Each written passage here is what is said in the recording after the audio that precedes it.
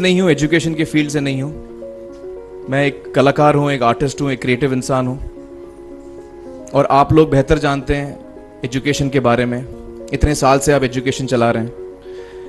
पिछले कुछ साल से मेरा अनुभव हुआ है, चूँकि मैंने कुछ फिल्में की हैं। एक फिल्म थी तारे ज़मीं पर, और अभी हाल ही में मेरी जो फिल्म आई है 3 इडियट्स, ये दोनों फिल्में एजुकेशन के टॉपिक पर हैं। तो लिहाजा मैं इस वजह से मैंने काफ़ी रिसर्च की एजुकेशन के ऊपर, और कुछ चीज़ें मेरे सामने आई हैं और वो चीज़ें मैं आपके सामने रखना चाह रहा हूँ। आज यहाँ पेरेंट्स हैं, एजुकेटर्स हैं, टीचर्स हैं, बच्चे भी हैं। हो सकता है पता नहीं मैं कितना सही बोल रहा हूँ, गलत बोल रहा हूँ, लेकिन मेरे कुछ विचार हैं जो मैं आपके सामने रखना चाहूँगा एजुकेशन से जो जिनका संबंध है। और वो ये कि सबसे पहले तो हर बच्चा ख़ास होता है। ये मैंने डिस्कवर किया अपने रिसर्च में। हर बच्चा ख़ास होता है। हर बच्चे में, हमारी तरह, आपकी तरह और हमारी तरह, हर बच्चे में कुछ ना कुछ काबिलियत होती है, कुछ ना कुछ कमज़ोरी होती है। मुझ में भी कमज़ोरी है, काबिलियत है। आप में भी कुछ ना कुछ काबिलियत और कमज़ोरी है, और हर बच्चे में कुछ ना कुछ कमज़ोरी और काबिलियत होती है। और हमें as parents, as elders, as education system, हमें हर बच्चे की खासियत को पहचानना है, उसे मदद करनी है।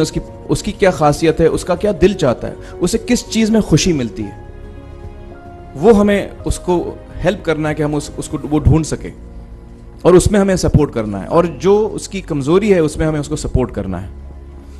मुझे अक्सर एजुकेशन इंस्टीट्यूट्स मुझे बोलते हैं कि हम हमारे स्कूल में सारे बच्चे पास होते हैं, हमारे स्कूल में सारे बच्चे फर्स्ट आते हैं, या हम जो बोर्ड एग्ज़ाम है उसमें हमारे सारे बच्चे पास होते हैं। मुझे एक सवाल पूछना है कि हमारे कितने बच्चे खुश हैं? सबसे बड़ा सवाल मेरा ये है, how many of our children are happy? और वो जो हैप्पीनेस कोशेंट है ना, वो मेरे लिए सबसे अहम है। क्योंकि देखिए, पढ़ाई लिखाई तो हम सीख ही लेते हैं। जब मुझे कोई चीज़ सीखनी होती है तो मैं कुछ ना कुछ करके सीख ही लेता हूँ। हमारी फिल्म 3 इडियट्स जब रिलीज होने वाली थी, रिलीज से पहले हमने कई स्क्रीनिंग्स रखे थे, टेस्ट स्क्रीनिंग जिसको हम कहते हैं, जिसमें कि हम ऑडियंस, जैसे आप लोग हैं, उनको बुलाते हैं, फिल्म दिखाते हैं, उनसे पूछते हैं कि फिल्म कैसी लगी। ऐसे एक टेस्ट स्क्रीनिंग हमने किया था।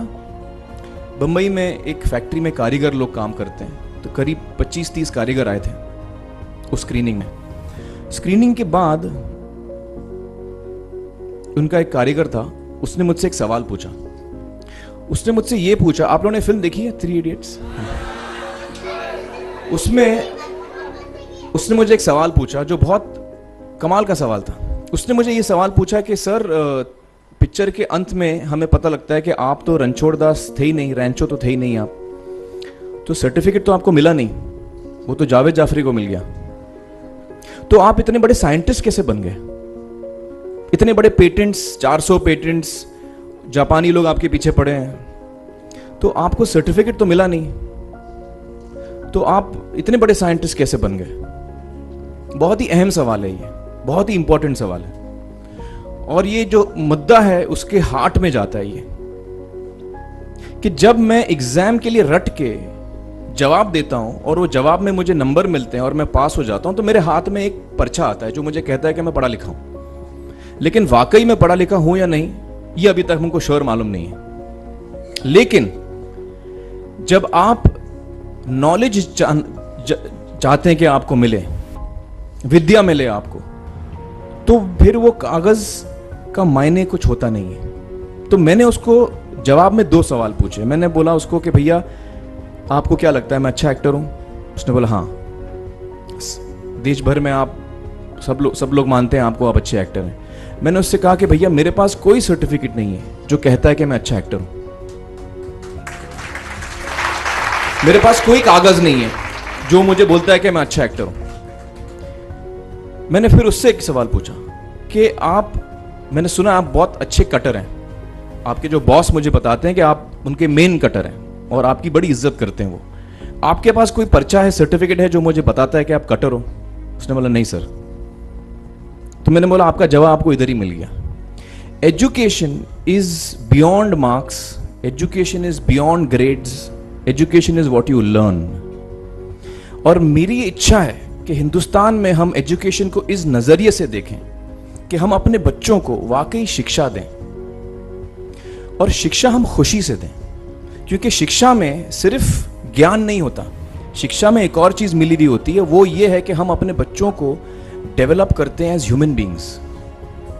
आगे चल के वो ज़िंदगी में अच्छे इंसान बने, आगे चल के वो अपने पैरों पे खड़े रह सकें, आगे चल के वो इज्जत की ज़िंदगी जी सकें, आगे चल के वो दूसरों के बारे में ध्यान रखें, आगे चल के वो किसी के चेहरे पे मुस्कुराहट ला सकें, आगे चल के वो किसी की मदद कर सकें। This is what we should develop of our children. ये मेरी फीलिंग है।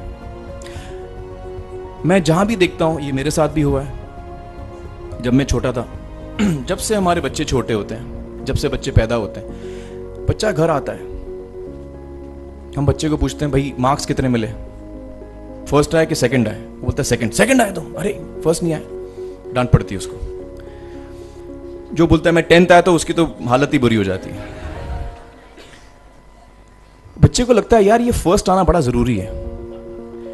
उसको रेस में हम पूछते हैं तुम रेस में फर्स्ट आए कि सेकंड आए? में हम उसको बचपन से, जब से वो केजी लोअर केजी में होता है, जब लोअर केजी में रेस होती है, चमचा मुंह में लगा के उसमें नींबू डाल के भागते हैं। उसमें भी हम बच्चे को पूछते हैं अरे मेरा बेटा फर्स्ट आएगा, ला ओ बेटा मेरा फर्स्ट आना, मतलब पेरेंट्स चिल्ला रहे हैं बेटा भागो, मतलब नींबू लेके भागो। तो उसमें होता क्या है कि बच्चे को लगता है कि यार ये बड़ा जरूरी है। मेरे पेरेंट्स को हमेशा, मेरे पेरेंट्स मुझे एक ही सवाल पूछते हैं, मैं फर्स्ट आया कि नहीं। उसके जहन में ये बात बैठ जाती है कि मेरे को अव्वल आना है, मेरे को कंपीट करना है, मेरे को बाकी लोग से आगे निकलना है। टीचर्स भी यही सवाल उसको पूछते हैं आमतौर पे, ये मेरे साथ हुआ है। होता क्या है कि जब वो बच्चा 21 साल का होता है तो वो बड़ा सेल्फिश हो जाता है, और उसको सेल्फिश हमने बनाया, हमारे सिस्टम ने बनाया। वो अपने बारे में सोचता है और किसी के बारे में नहीं सोचता, क्योंकि यही हमने उसको ट्रेन किया है बचपन से। बचपन से हमने उसको यही ट्रेन किया कि बेटा तुम पहले आना, बाकी सब लोग को भूल जाओ। तो जब वो नौजवान बनता है तो उसका नजरिया सोसाइटी की तरफ यही हो जाता है कि भैया मुझे आगे बढ़ना है, बाकी सब बाय हुक और by crook I must succeed, I don't care about anybody else. मेरा ये दिल कहता है, मेरा ये दिल चाहता है कि अगर हम जितने यहां पेरेंट्स हैं, एडल्ट्स हैं, यंगस्टर्स हैं जो कल जाके पेरेंट्स बनेंगे, अगर हम अपने बच्चों को ये सीख दें जब वो छोटे हैं, जब वो घर आए हम उसको ये सवाल पूछें, ये नहीं पूछें कि मार्क्स कितने मिले, उसको ये पूछें कि बेटा आज तुमने किसकी मदद की, आज तुमने किसके चेहरे पे मुस्कुराहट लाई। अगर हम उसको ये पूछें तो उसको ये लगेगा कि यार जरूरी ये है, मेरे पेरेंट्स मुझे हमेशा ये पूछते हैं, मार्क्स का तो कभी पूछते नहीं, वो मुझसे ये पूछते हैं कि भैया तुमने किसको हेल्प किया आज। तो हेल्प करना लोगों को, लोगों के बारे में सोचना, लोगों के चेहरे पे मुस्कुराहट लाना, ये मेरे पेरेंट्स के लिए बड़ा इंपॉर्टेंट है। साइकोलॉजिकली वो इस चीज के साथ बड़ा होगा, स्कूल वही जाएगा, पढ़ाई लिखाई वही करेगा, वो उसका नजरिया थोड़ा बदल जाएगा। जब वो बच्चा नौजवान बनेगा, 21 साल का होगा, और सारे बच्चे उस उम्र के जब 21 साल के होंगे, हमारी सोसाइटी चेंज हो जाएगी। क्योंकि तब हमारी सोसाइटी में ऐसे नौजवान होंगे जो खुद के बारे में नहीं सोच रहे, दूसरों के बारे में सोच रहे हैं। तो मुझे लगता है कि सबसे बड़ी चीज जो हमारे एजुकेशन सिस्टम में मैं देखना चाहूंगा, जो मैंने अपने स्कूल लाइफ में नहीं देखी, कि हमको ये अहमियत इस पे दी जा रही है कि हम अपने आसपास के बच्चों को कितना हेल्प कर रहे हैं। ये एक बहुत बड़ी तब्दीली अगर आ जाए तो मुझे लगता है कि हमारा देश बहुत सुधर सकता है, बहुत बदल सकता है, हम बहुत